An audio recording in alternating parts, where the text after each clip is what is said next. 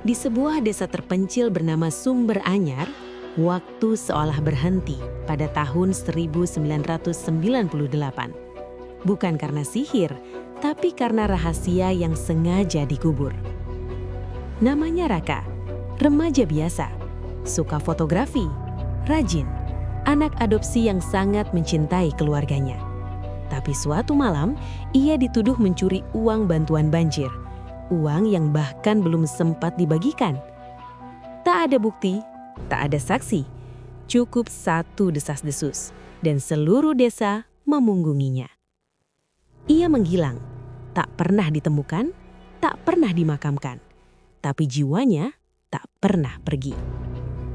28 tahun kemudian, Alia, gadis 15 tahun yang baru pindah ke desa itu, mulai melihat hal aneh.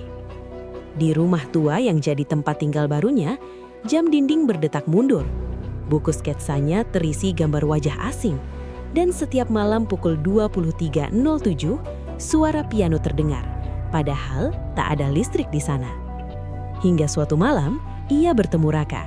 Bukan sebagai hantu menyeramkan, tapi sebagai remaja yang matanya penuh penyesalan dan pertanyaan. "Aku tak lari," katanya pelan. "Aku sedang mengembalikan amplop yang jatuh dari saku bendahara." Tapi mereka tak mau mendengar. Mereka hanya percaya pada amarah. Alia tak langsung percaya. Ia murid cerdas. Dia tahu bedanya antara khayalan dan fakta. Jadi ia menyelidiki. Ia cari arsip koran di kantor desa. Ia wawancara Bu Marti, penjual warung yang dulu melihat Raka terakhir kali. Ia bahkan menggali tanah di bawah pohon beringin dan menemukan sepatu sekolahnya, masih utuh, tertutup lumpur. Tapi bukti terbesar datang dari sesuatu yang tak terduga. Kamera film lama yang tersimpan di loteng.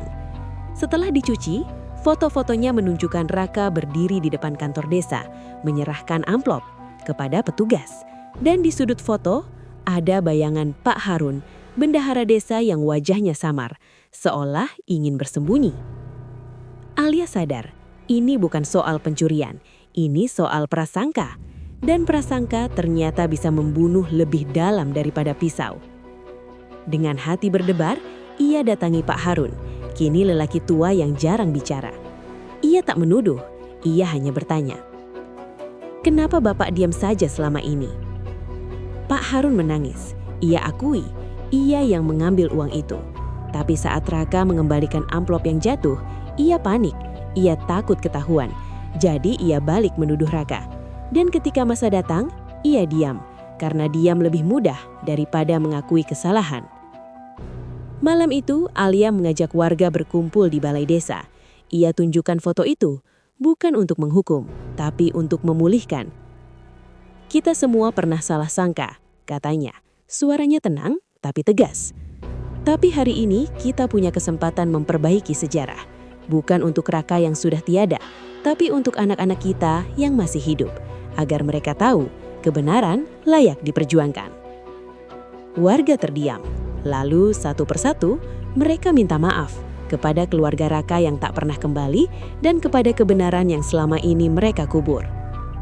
Di makam tanpa nisan, Alia meletakkan lentera kayu, warisan ayah Raka. Dan saat cahayanya menyala, sosok Raka muncul untuk terakhir kalinya. Ia tak lagi murung, matanya tenang. "Terima kasih," bisiknya. "Kau tak hanya menemukanku, kau mengembalikan namaku." Lalu ia menghilang, bukan karena takut, tapi karena akhirnya bebas. Kini di Taman Bacaan Raka, anak-anak belajar satu hal yang tak diajarkan di buku, bahwa diam itu aman, tapi bersuara itu yang mengubah dunia. Karena beberapa arwah tak datang untuk menakuti, mereka datang untuk mengingatkan, jangan biarkan kebenaran mati dalam diam.